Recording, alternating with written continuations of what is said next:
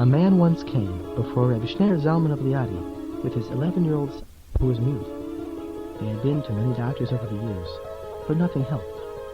The Alter Rebbe told the father, "Travel to Germany, to the town of Mitz, and stay at the house of a Jewish woodchopper who lives next to the hill at the entrance to the city.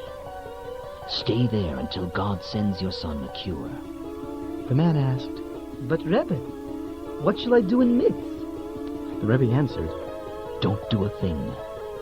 Just wander in the marketplace until your salvation comes."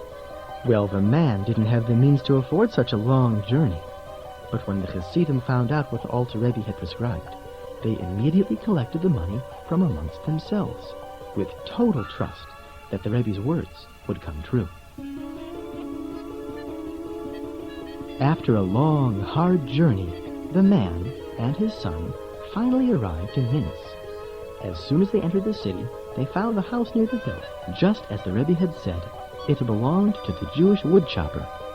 They asked him if they could stay there, and he readily agreed. Every day the man did as the Rebbe instructed. With his son, he walked around the city's markets, wandering and wondering from where would his salvation come. This went on for quite a few days, with no results.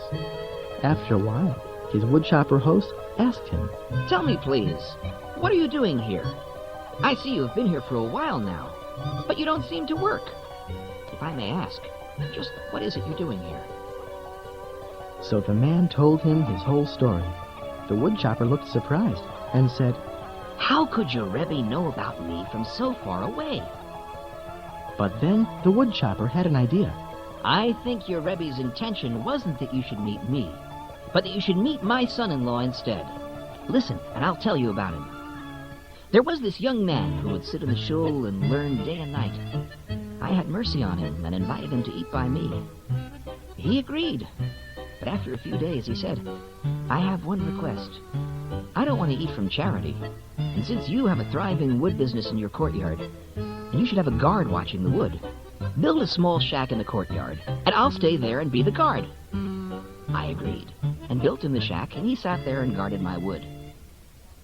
Once I awoke in the middle of the night and saw from my window a fire blazing in the courtyard on the very spot where that guard's shack sits. I was shocked because the courtyard is full of wood, and the fire could easily spread. I was furious at the guard. Why, he must have been sleeping and had not noticed the fire. So I ran out in panic to awaken him and put out the fire. But when I got to the courtyard, there was no fire at all. I returned home and told my wife about this strange vision, but she just laughed, saying I must have dreamed the whole thing. A few days passed, and again I woke in the middle of the night and saw the same thing in the same place. This time I was sure to awaken my wife before going out, so she would also see. She went close to the window and began to scream that I should run quickly and put out the fire. I ran to the courtyard, and again the fire was gone. Both me and my wife were in shock. We figured that whatever was this young man's business wasn't so simple. The best thing would be not to tell a soul, and just pretend as if nothing had happened. Some time passed, and I offered the young man my daughter's hand in marriage.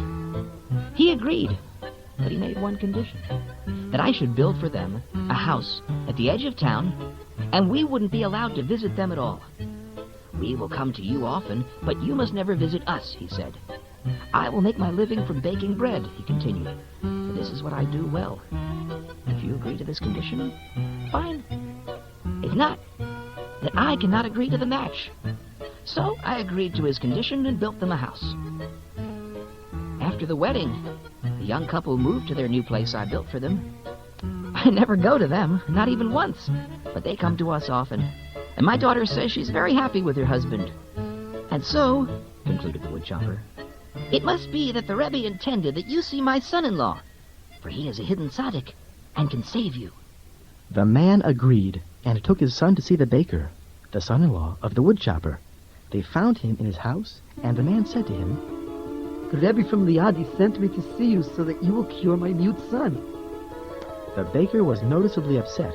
He said, "Oh, even here he finds me. You tell him that I'm going to go now to a place where he'll never find me." After this, the baker blessed the boy, that he should be given the ability to speak. The boy began to speak almost immediately. The boy's father thanked the baker and returned to their home in peace.